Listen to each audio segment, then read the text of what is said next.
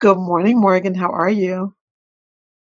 Baby, I'm amazing. I am absolutely amazing. I'm so happy today. I'm always happy, but I'm really, really happy today. I know How you're about you? especially if anyone missed our episode last week, make sure you go back because she's especially give it to him. Yeah, she's especially happy because she's recently engaged. And if you missed that episode, we did our little announcement last week. We're just so excited here and getting to after. I'm Chatone Morrison. I'm the princess of positivity. I believe that you can release your negativity so your positivity can reign in your brain, your business, and your big, beautiful life. And this bride to be, introduce yourself. Everybody, I'm Morgan Bustos. Thank you so much for joining us on Getting to After today. We are so excited to have you here to join us on this amazing episode, and we can't wait for you to see what we have in store for you today.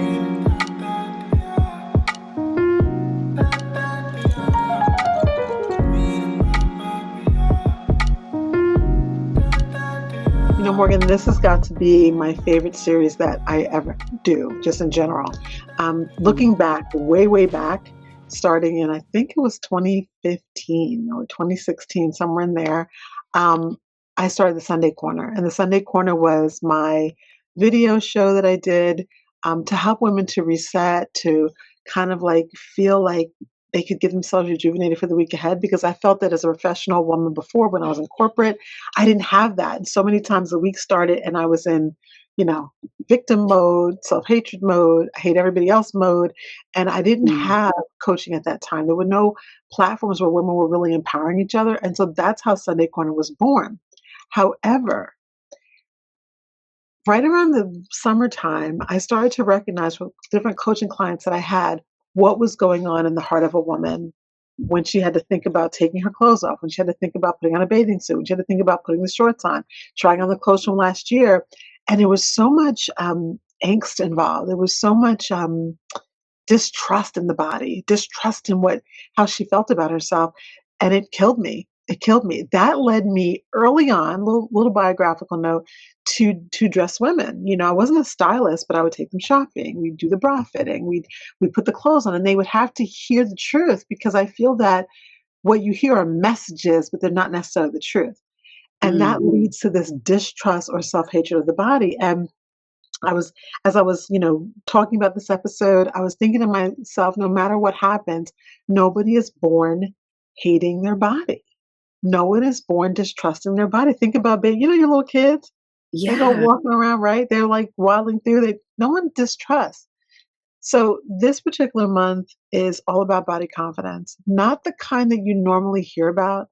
Morgan and I have obviously different ages, we have different body types. It's not about a particular body, it's about the feeling. And throughout the month of June, we're going to be talking about different elements, how this affects us. And we're both of us pretty passionate about this one because we come from two different kind of paradigms. But I think it's a really rich tapestry for us to talk about. We're not talking about loving yourself every inch overnight. We're not talking about suddenly, okay, I'm confident, give me the bikini. Right. Like, I'm probably not going to do that. You might, Morgan. I probably won't. But I think this conversation is so important. We really hope that you come back to see every single one. We're going to have some specific tapping, someplace where you can come all summer long when you're having that kind of rough day. So you have some place to kind of come back to and listen to. So, Morgan, when you think about this, who do you think or where do you think these ideas came from? I know media and stuff, but in your own life or in people that you've seen, clients that you've had, what are your ideas about this?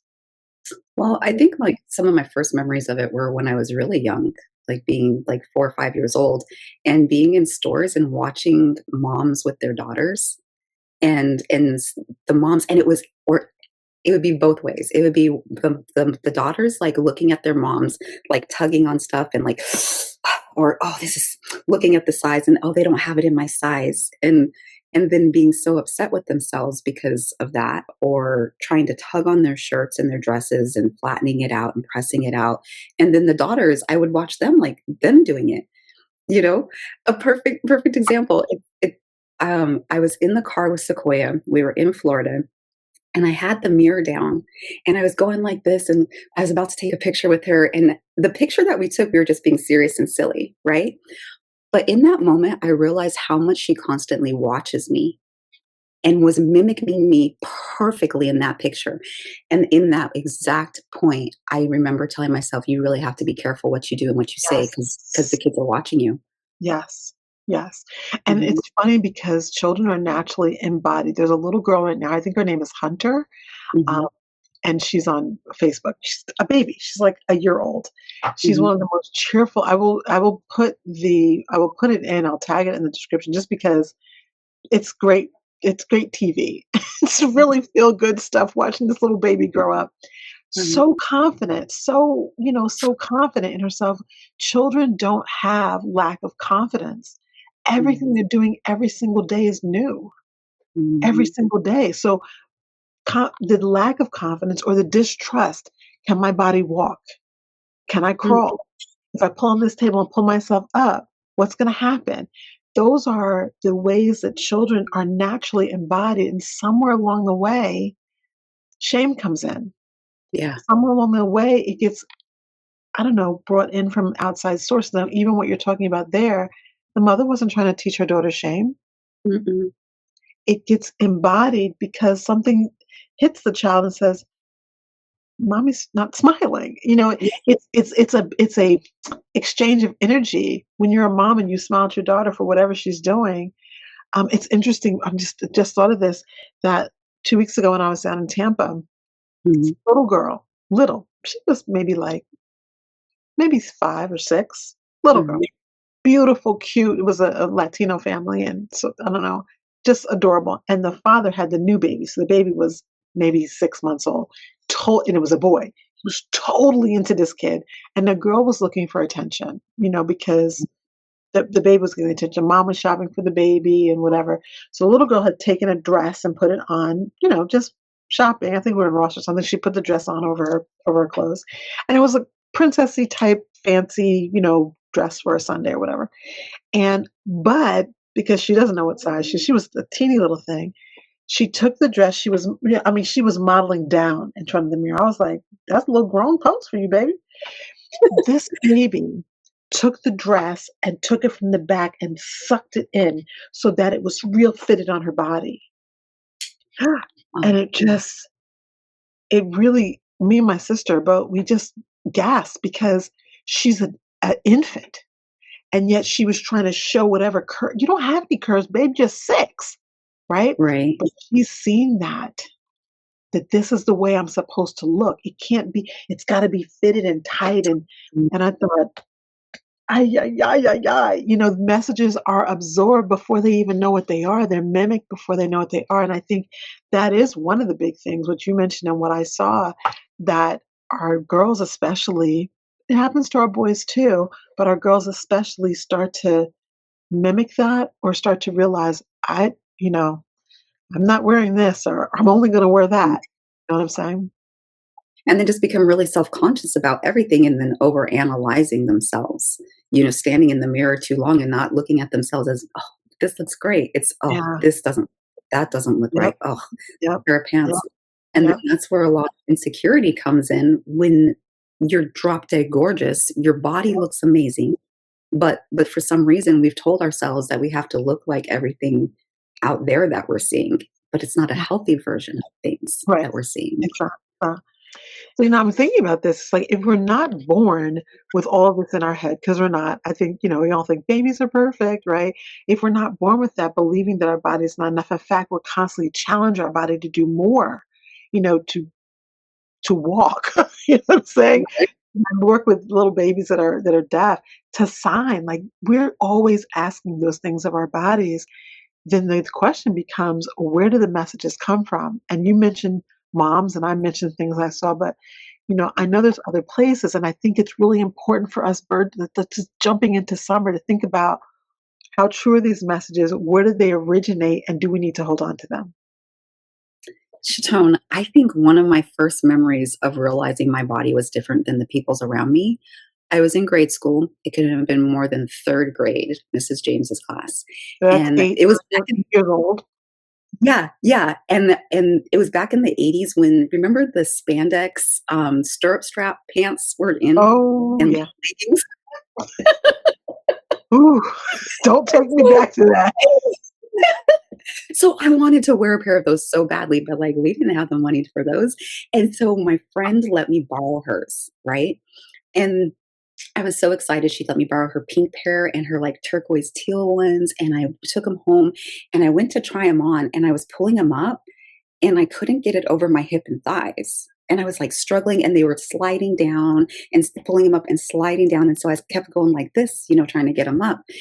And I remember looking Oh, in the mirror and looking down and being like, why am I so flat? Like, these don't do it to her. But what I didn't take into consideration was I'm a different nationality.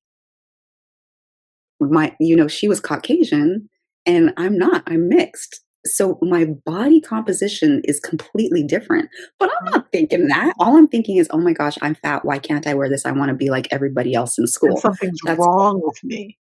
Yes, there's something wrong with me that I can't fit into these. So something that far back.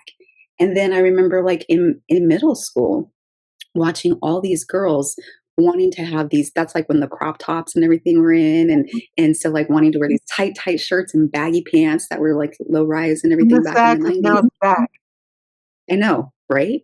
But it made me draw attention to the size of my waist. Because Mhm. when you have a crop top, like, that's what you're showing, it's Yeah, your whole waist.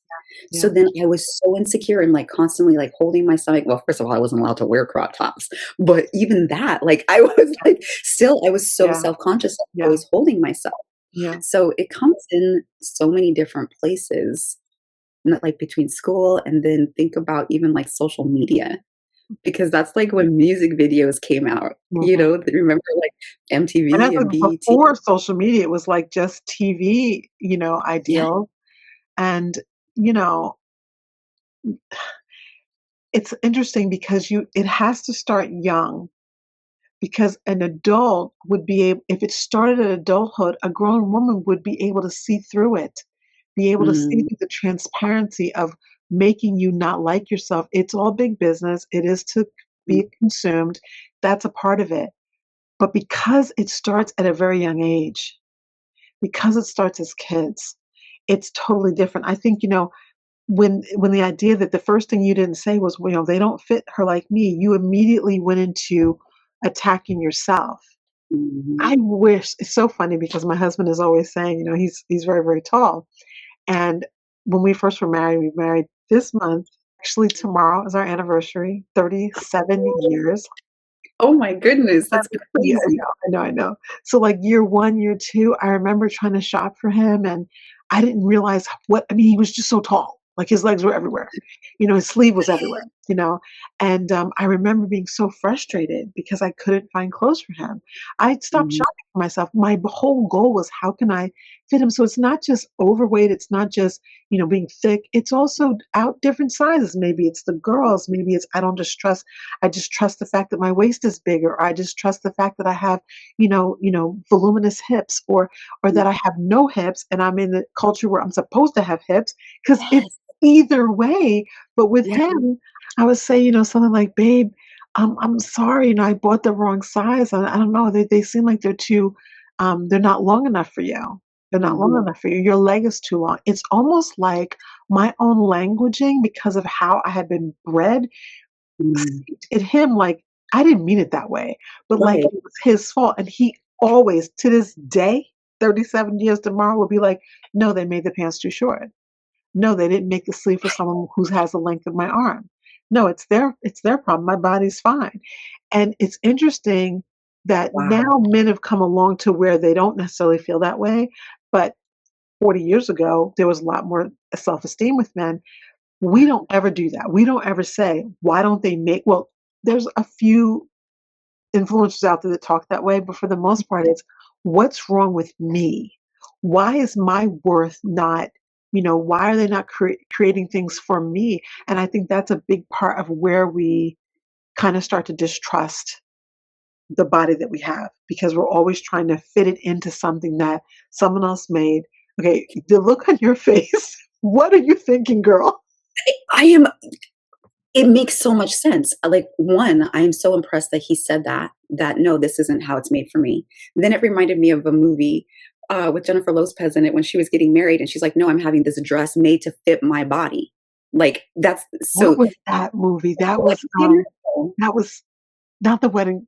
No, no, no, no, no. Monster Oh, in-law. Monster-in-Law. Yes.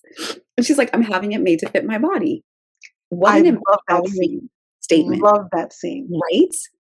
And the Because mother was straight and whatever, and was what's this mhm, body she has? Jennifer mhm, Lopez. This is not a big woman. This is a mm, voluptuously curvy woman, and yeah, even that is looked down on. I know good and well you weren't overweight. yeah, You had a different body composition. I love when you say that. That's one of my favorite things to say, body composition. And for those of you who are watching us and you're thinking when you go off to go to Macy's or Nordstrom mm, or Ross or wherever you're going to go to get that bathing suit, understand that you may not be able to go to one place. You may not be mhm, able to try one suit. There may be someone in your family who can. They can just order it online and know and put it in a suitcase and not worry about it. That may not be your life. That may not be your history, but that doesn't mean you're worth not finding the suit you need. I tell you right now, start earlier and know you're going to have to spend more. If you're a wider woman, if you have a larger body composition, if you have a smaller body where like smaller on top and bigger on the bottom, start thinking about mm, buying separates, right? Two pieces that yes, are separate, different sizes, or first and foremost, recognize that you should be comfortable and it has nothing to do with anyone else. Trust that you should bring your body to the beach. Trust mm, that you're good enough to put the shorts on if it is hot, girl. You're gonna see the yes, thick knee I got. You're gonna see the thigh, and you've already had it out in Florida last week. Daily, because it's oh, the leg I have. You know how proud I am that I have a leg. You know how many people don't have legs? That wish they yes, did to put their thick thighs in a pair of shorts because theirs oh, don't work. It's when you have to think about if you've been distrusting your body and you've been mm, castigating it or thinking negatively about it, this is one of the reasons why too. mhm, yeah, Start to think about writing that stuff down. Is it painful? Yes. Is it hard to look at? Yes. Is it hard to remember and have to record? Yeah. You don't have to show anybody. If you want to talk about it in a free space, you can come talk to Morgan and me about it. But the goal is to admit how you feel and move on with life because life is too short to worry about mm, the circumference of your waist. mm. Because Oh, eventually, like, all those comments, Chatone, they stop feeling like comments and they start feeling like facts. yes. Well, that's the truth. You Yeah. Well, now you okay. Drop the mic on that point. Drop the mic on that know? point. You know what's So, interesting? I always love this saying that says, "Don't like." You know, I've said this to you a million times. Don't let the facts get in the way of the truth. mm, mm, Right. yeah, So the facts may be that you have a small chest and it's hard to mhm, fill out. Push up, two piece, whatever. Okay, that's a fact. But the truth is, you can find a bathing suit that fits you and you can go to the beach and have fun. And by the way, after the first 5 minutes, ain't nobody thinking about you anyway. They're thinking about themselves and go have fun. yep, yep, That's why this series to me is, I'm so passionate about this because I've lived that life. I'll talk more in the next episode, maybe next week. Um, there's just too much evidence to the contrary if we're willing to look for it, that we don't mm, have to be in that vicious cycle. mm, that is so true. Morgan, the funny thing is that if the body that we have is something we're constantly grading all the time, it becomes harder and harder to actually know what your body's trying to tell you. And of course, we've been talking a lot about somatics and with EFT, we are trying to pay attention because things change when we do that. But if we're too busy making ourselves, grading ourselves, comparing ourselves, evaluating, then we don't hear like You know? I actually feel good today and I don't even know it, which is Yeah, one of the reasons why I love when you tell us put your hand on your chest, your hand on your belly. Know that you have this is your body. And one of the exercises we're going to do one of these weeks is to really, well, it's got a whole big somatic title and everything, but it's mm, really to recognize where your edges are. Because sometimes if you're very small, you may and have like body dysmorphia and think you're larger, you may not mhm, even know where your edges are. You don't touch it, right? Or if you're maybe a little bit mm, heavier, you may think like my body goes on forever. No, it doesn't. There's actual exercises, little things you can do so that you can monitor for yourself. No, this is where I land. This is where I end. This is where I'm sitting. And it helps you to center. I know it's so good. I have to do that stuff sometimes, right? On my difficult days, right? I have to remember, no, this is actually where I am. It's fit, and then I take no, this is you, or this is you, right? So that you actually know, and it works the converse as well. Because women sometimes are so busy shrinking themselves right now, and you're not seeing the shrinking. Put your hand on your thigh. If is your thigh is the width of your thigh like this? Is that what you're expecting? Oh, you Hmm. thought it was out here, but is that so it's important both ways. This is not like a weight loss conversation or an overweight conversation. This is a body confidence distrust issue. So, I Well, mean, go ahead. I mean, I think it's like when we've been fighting ourselves, what do you think some of the things are that are important in this to add to this conversation? well, there's a lot of key ideas to this, but one thing I really think that society thinks about a lot is ignoring hunger. Like, are you paying attention to your body, or are you telling yourself, "No, I'm not hungry. Just go drink more water. No, I'm not hungry. Look, Go and eat look as I drink some water. this." Listening, like Yeah, being honest enough to yourself to say, you know what? No, my body needs some kind of nutrition, but what does it need? But your body's actually telling you, I am depleted. I need something. Can you please fill me up so I can give you what you need so I can take care of you? But we're so used to ignoring yeah. ourselves and ignoring what we know we're supposed to be doing for ourselves. And I think too that, just to jump in real quick, is that it's a message we're told. And if you have, depending on, it doesn't matter the size of your body, doesn't Mm, matter. The people around you will lead you to think one thing or the other. And if eating, because listen, we ain't about that life where you're not eating ice cream or chip or whatever it is. Come on. Life is meant to be lived. Let's not get it twisted, okay? Um, mhm. at the same time, for what you're doing a particular day, like I know that your intended Braxton is a very strong man. He is Yeah. like, and the two of y'all be slinging stuff around, right? You cannot do that on a chip. Like you can't do that. You know what I'm saying? No, you And have you to give also your body can't say, I'm gonna nutrition. just keep going, keep going, keep coming. Stomach is like, is anything Mhm. coming down? Is there Well, it's anybody up interesting there? because when that would happen, I would be like, "Honey, I think you need to eat something," because I would notice his brain, like, he wasn't able to think as clearly. Getting a little And he's like, fog, "How do yeah. you always" Yeah, he's like, "How do you always know when I'm hungry?" He's like, "You're so good at this." And I was like, "It's just watching. It's Yeah. watching you, realizing there's a disconnect somewhere, so then it's like, oh, you need some nutrition." You know? I'm not gonna But get cheesy because I'm like, you just this man is so in love and I'm just so excited. But anyway, go ahead. he's amazing. I Thank you. I don't even know what I was talking about. I'm, like, gushing right now. Okay, let me refocus. We were talking about health, food. Oh, ignoring fatigue. Okay. You know? Like, if you're tired, it does not mean go drink more coffee. It does not mean that you just need the 6 cup of coffee. It's listening to your body saying, "I'm exhausted. I'm gonna need you to stop for a second. Pay attention to yourself Yeah. and just pause. Feed yourself with something nutritious." You don't even have to necessarily feed yourself, but just pause and take care of yourself for Yeah. a second. Yeah. And then also ignoring nutrition. A lot of times what can happen too is people will think, "Well, it costs too much for me to take care of myself to get the healthy Mm. or I don't have the time to cook it and do the meal prep. So, that's not something that I can do for myself." Those little things, that little bit of self care goes a long way. I remember last year when I started doing a lot of meal preps on Sunday for Mhm. myself and Braxton, it helped in so many different ways. It helped us And so it that we saves weren't money. money Oh as my well. goodness, it saved us so much money as like him and then like me with my kids, and it was amazing to see, 1, financially how much it helped us, but 2, you felt better. You felt better. Like I remember when you did yeah, that. I remember you can go back in our podcast if you haven't been watching us from the beginning, and you can see her complexion changed depending on the environment, depending on what you were eating and all of that. Everything that you consume, whether it's environment, whether it's food, what kind of nutrition you're taking in, people, We talk about all of that here because all of it matters. But I enjoy what you're saying here about meal prepping. I just want to just do a shout out for the spring edition of the Getting to After magazine. All of our magazines, we have recipes, making it a little bit easier for you. These last ones Mm, for spring were just really simple.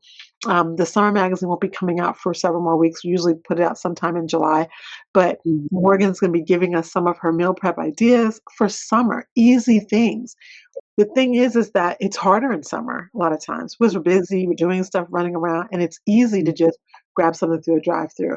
And you do that a few times, and you have to trust your body. If it tells you that don't feel good, mama, then stop.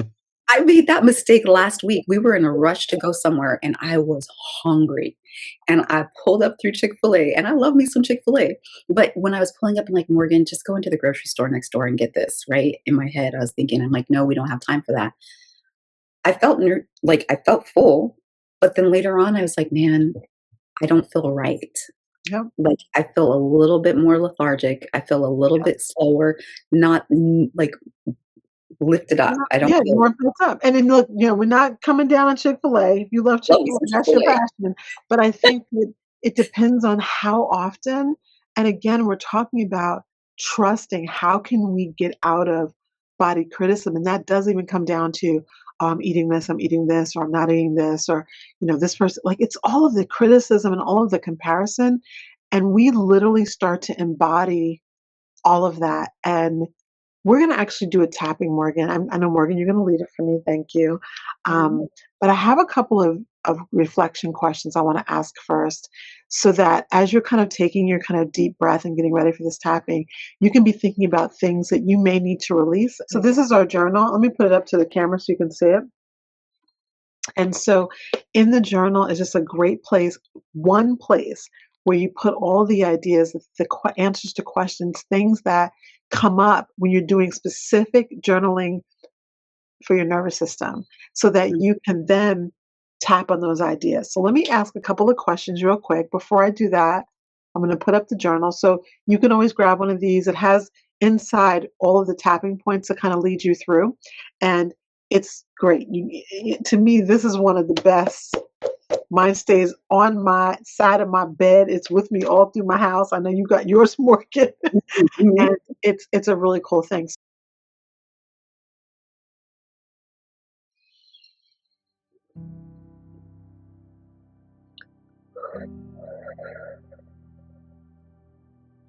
So, guys, I want you to notice Morgan is actually using some oil right there. Some of these tapping transformations that we do bring up quite a bit of emotions. And this idea of not trusting your body is something you don't talk about every day, but for most women, it's in there. So if you have an essential oil that tends to bring you down a little bit, make you a little bit calm, you can go ahead and use it. You can just wave it under your nose. You may put it on a cotton ball and just put it on the desk as we do the tapping. I would love for you to tap along with us. And before we start the tapping, I'm going to ask a couple of journaling questions that, if you're seeing this live, thank you for being here. You can kind of just listen to them and come back for them. You notice some of the things Morgan is doing here. All of these things kind of bring you into a space that you're ready to receive the release that we're going to hopefully bring to you. And then also the other thing you can do is if you're in the replay, pause this, Mm. and then just go ahead and start journaling and come back. So I'm going to ask you 4 questions, and I have them written down. The first question is, what experiences first made you aware of your body? So Morgan told you some of hers. I gave you some of my experiences. I'll share more next week. What are your experiences? And one of the things is it doesn't have to be a negative experience. Mm. It can be a neutral experience. But we all have something where we first became, where maybe it was when you weren't as strong, or maybe you were a runner and you weren't as fast. Maybe you were someone who played sports and you couldn't hit the ball as far as someone else. And then you were like blaming your bicep. See, it's not just about hips and thighs and bellies. It's Wow. about many things. And unfortunately, some of the worst perpetrators, think about it, journal on it, are going to be those teachers, gym Mm. teachers, right? Gym teachers, gotta love them, but they've hurt a lot of people sometimes, not meaning to, just things that come out of their mouth. Okay, the second one is, of those experiences, what comments, comparisons, our expectations have stayed with you over the years. Sometimes when you're doing that thing, going bathing suit shopping or going shopping for the summer, or maybe you have a wedding coming up and you start, what are you actually hearing? Is it a moment from now? Whenever you're watching it, is it in the present? Or is it something you're bringing back from way, way back there? Think about it, journal on it, and tell yourself the truth. You may be saying, no, it's right now. Maybe it's not. The third thing is, what did the younger version of you need to hear in those moments that happened back there? One of the best things that Morgan and I do one-on-one with clients, we don't do it so much in group, is reparenting the inner child. It's real deep. We're still learning more of the ins and outs on doing it, but we started doing that. Reparenting the inner child. When your little child heard all those things, and there was no one there to save her, there was no one there to fight for her, there was no one there to tell her, yes, you are strong enough. Yes, your legs are fantastic. Yes, those are boobs. You're getting those right now, and they're okay. What did you need her to hear?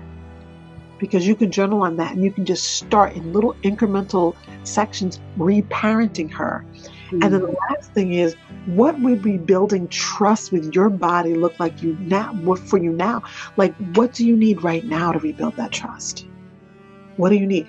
Hopefully this EFT tapping transformation will be one of the things, because it's going to make you think about some of these things. And as you know, so it's so funny. As Morgan and I build these episodes, sometimes she knows what I'm going to say. Sometimes I know what she'll say. Sometimes we don't, which is why sometimes we have to stop and write stuff down. You're like, oh, that was good, right?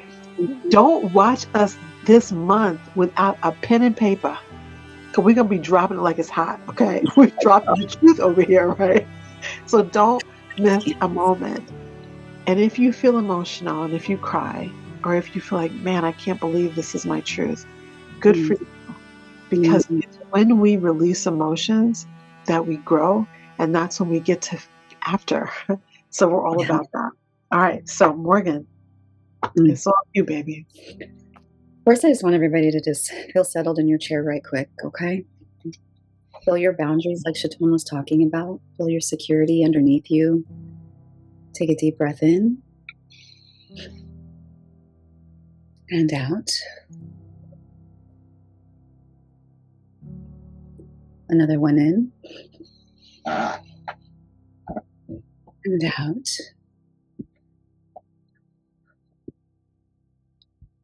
Just one more in. Hold it. 1, 2, 3, 4. Release for 6. 1, 2, 3, 4, 5, 6. We're going to start right here on the side of your hand. This is called the karate chop point. We usually do 3 rounds of a setup statement right here. You can either use all 4 fingers to tap. You can use 3, 2, whatever feels comfortable for you. And we're going to go ahead and we're going to tap right here. Just breathe deeply and calmly, but naturally is the most important part. If you'd like, you can repeat after me like Chatone is going to, or you can say it to yourself in your head, whatever feels most comfortable for you. Even though I've spent years judging parts of my body, even though I've spent years judging parts of my body, and questioning whether I was enough,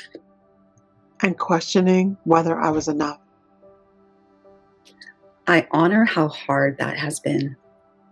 I honor how hard that's been. Even though some of these feelings have been with me for a very long time. Even though some of these feelings have been with me for a very long time. I choose to meet myself with compassion today. I choose to meet myself with compassion today. Even though I don't fully trust my body every day yet. Even though I don't fully trust my body every day yet. I'm open to beginning a new relationship with her. I'm open to beginning a new relationship with her. Today. All month. All summer. And for the rest of my life.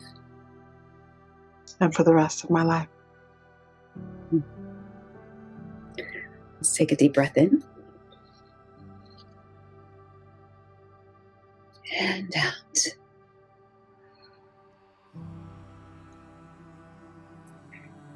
We're going to start at our eyebrow point. I've been hard on my body. I've been hard on my body. Side of eye. Harder than I've ever been on someone I love. Harder than I've ever been on someone I love. Under eye. I've stood in front of mirrors and picked myself apart. I've stood in front of mirrors and picked myself apart. Under nose. I've looked at a photograph and focused on flaws. I've looked at photographs and focused on flaws. Chin. I've compared myself to other women. I've compared myself to other women.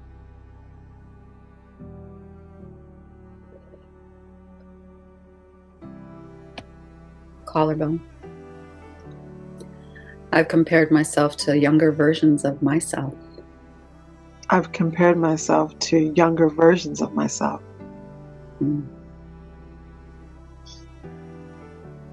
Underarm.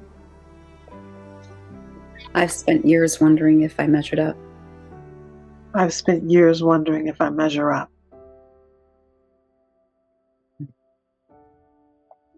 Top of head. And carrying the weight of those comparisons. And carrying the weight of those comparisons.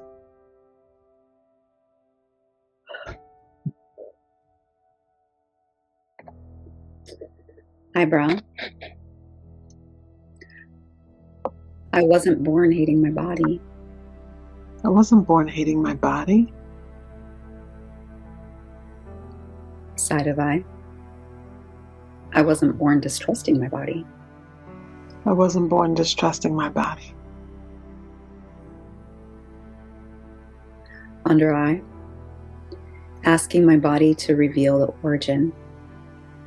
Asking my body, reveal the origin.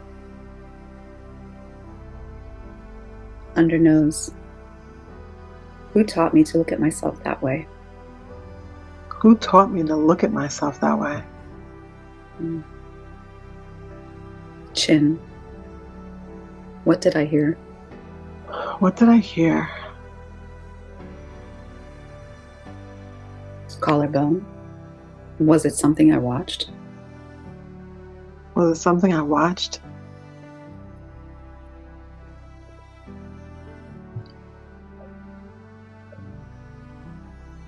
Underarm. Was it something I experienced? Was it something I experienced?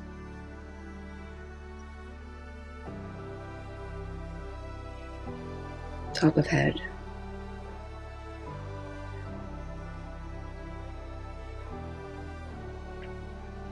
Maybe I've been carrying this longer than I realized. Maybe I've been carrying this longer than I realized.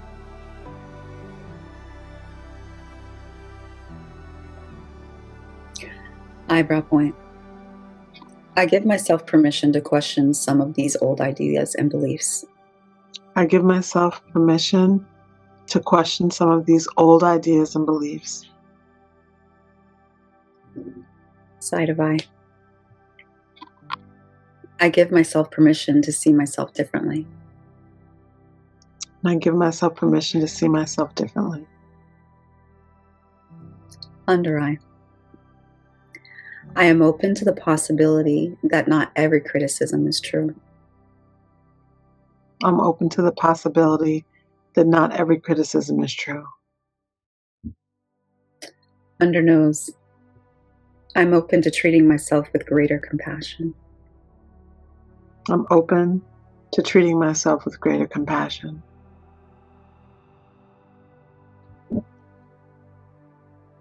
Chin. I don't have to keep proving my worth. I don't have to keep proving my worth. Collarbone. I don't have to keep earning my right to feel good enough. I don't have to keep earning my right to feel good enough.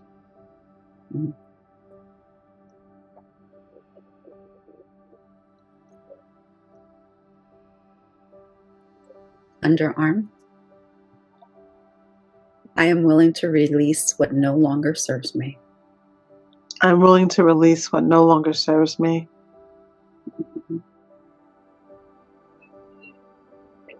Top of head. And I'm willing to let it go.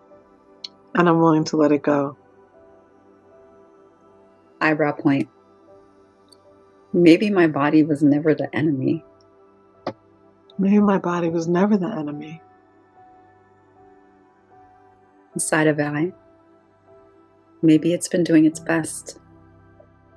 Maybe it's been doing its best.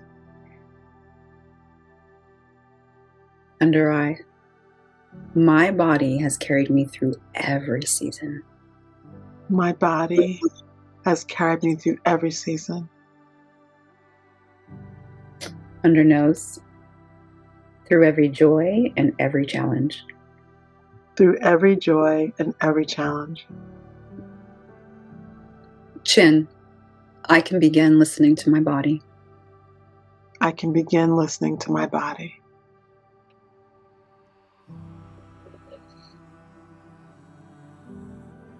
Collarbone. I can begin respecting my body. I can begin by respecting my body.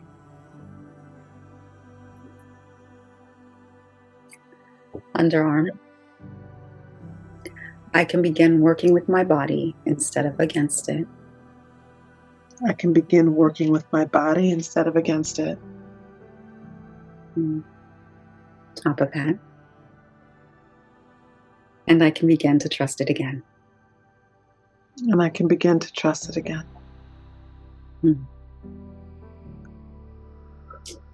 Release and breathe out.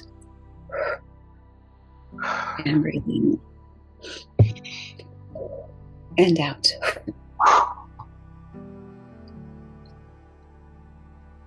And then I welcome you back into this moment.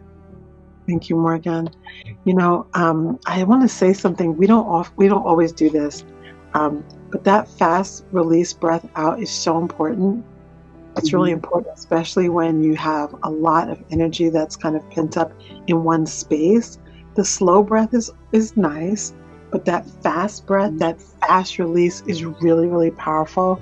So we want to invite you guys to do that. Even, you know, you may be during your work day, or maybe you're feeling something, or maybe right before you have to do something where you feel self-conscious, you know, and you have all that going on. You have that tightness here.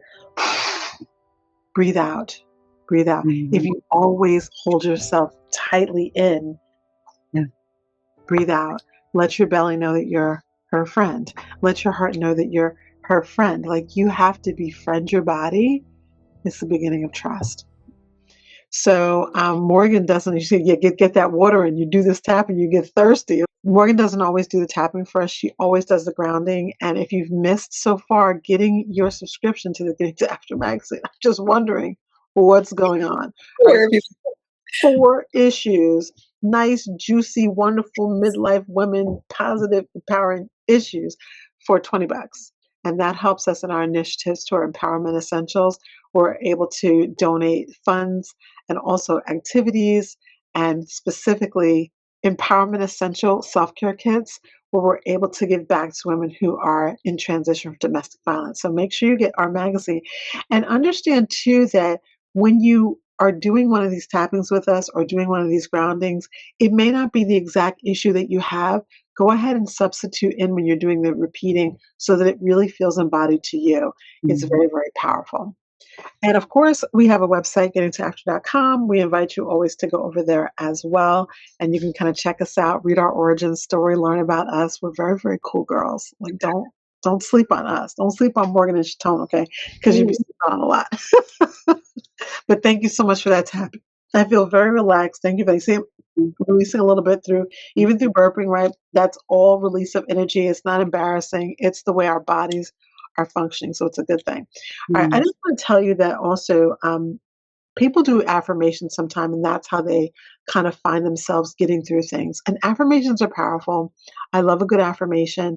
In the year we talked about upgrading your affirmations a little bit. And one of the things that we want you to do is make sure that some of these feelings you have, you can let them go as they come up. Even if if you're writing them down, right? You can write them down. You can own them. You can own your truth. You can write it down, but you can also release things that aren't serving you. Understand that some of what you needed a long time ago, you no longer need now. Some of what you carried before, what you learned, you can release now. Some of the things are repeated to you so often that it felt like this has to be true. You can question it now. And you can realize that right today, giving yourself permission to question those old beliefs and to lay them down. You don't have to carry things Mhm. to serve you. This idea of your body not being the enemy, I know. People will say, well, it's not all year, it's just the summer. No, it's the vessel that carries you to do all the good, wonderful, brilliant, creative, motherly, loving things that you do. This body does that. Whatever the shape, whatever the size, whatever the composition, whatever the age, it's Yeah. this vessel that helps you do that. So embrace it, love on it, treat her right. And remember, as Morgan said, the body that you have right now, whether you 100% trust it or it's just kind of incrementally growing, it has carried you to right here. It's carried you to right. It's carried you through all the seasons. It may be banged up a little bit. It may have some flaws, some scars. Congratulations. That means you made it. That means you made it. So one breath, one thought, one choice, and remembering that beating up on something that carries you through life is it's a little counterintuitive. So we're not going to do that this summer. We're going to love on ourselves, whatever that looks like for you. So Morgan, any final words, my love? I am just so grateful that we did this episode today, especially beginning the summer, the spring, because so many women, including myself, are not confident with ourselves, not feel don't feel safe in our own bodies. So we just encourage you, go through the tapping transformation again as many times as you need to, because every time something different is going to Yeah. click with you, you're going to glean something else from it, and it's going to hit home and help you to be really able to release that so that you can move forward confidently into this next season. Yes. Thank you, babes. All right, everybody, we will be back next Tuesday. We have another episode in the Body Confidence series. We hope you come on back and tell a friend. If this resonated with you, tell someone. Like, subscribe, and share, and all of that stuff. But tell someone to come live. We feed off of your energy. And if there's something you want us to talk about this month, let us know. We will talk to you soon. We love you so much. Mwah. Bye. Bye.